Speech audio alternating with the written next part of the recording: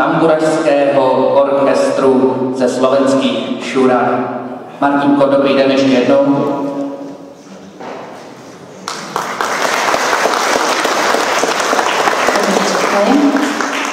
Nepředpokládám, že by někdo z diváků nevěděl, kde jsou na Slovensku Šurany, ale kdyby přece jen, poraďte nám. Neviem, či poradím, ale je to blízko Nových Zámkov.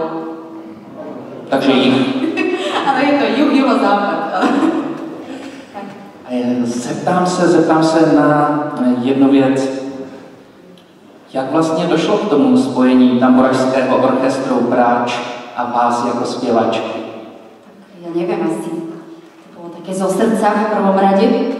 A hlavne nebolo to náhodou. My sme sa stretli vlastne na festivale tu u vás. Ja som prvýkrát vystupovala so šurianskými tamburašmi tu u vás. Takže tak to nejako začalo. Takže to je vlastně osud. Áno, je to osud a vlastne potom už to išlo samo, myslím si. Řekněte nám tamburašský orchestr v Šuranoch. Jak je velký, co hraje, jak se jim daří? No tak hráme úplne všetko a momentálne sa množíme, z jedného súboru vznikajú pomaly, ale isto dva, tak to už chodí proste. A inak si myslím, že nás je podstatne menej ako vás, takže toto je ten väčší súbor. Tak preto som tu vlastne. My bychom si ale taky měli vzít příklad, myslím, která v tom množení. Tak přátelé, pracujte na to. Pokračujeme dále. Myslím si správně, že šuranský tamburašský orchestr hraje na staré nástroje. Asi na ty najstaršie, predpokladám. Jsou to vlastně ty původní balkánské. Podívejte, já vás teď naučím takovou fintu. Zvedněte ruku. Tak to jednou. Oni umí na obě. A mávněte. A řekněte teď. Teď. A dívejte se. Toto je jediný tamburašský orchestr v Evropě, a troufám si říct i na světě, který si uprostřed koncertů vymění nástroje, řekněme staré za nové, protože přece jenom ten vývoj balkánské hudby jde kupředu a nyní již Balkán hraje na tyto nástroje. A v podstatě jde o jediný tamburašský orchestr, který během jednoho koncertu hraje na oba typy nástrojů. Môžem potvrdiť, nikde inde som to nevidela, ste originál vlastne.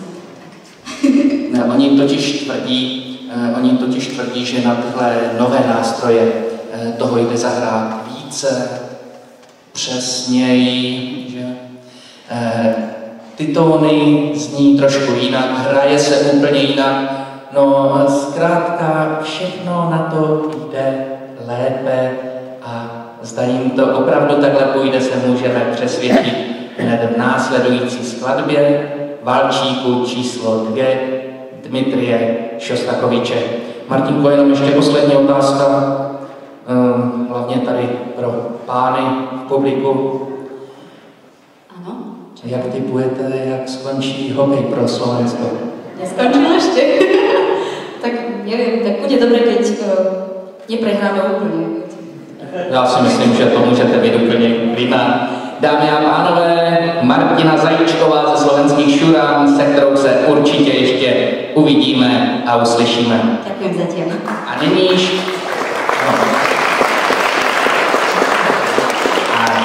již slíbený Valčík číslo 2 Dmitrije Šostakoviče.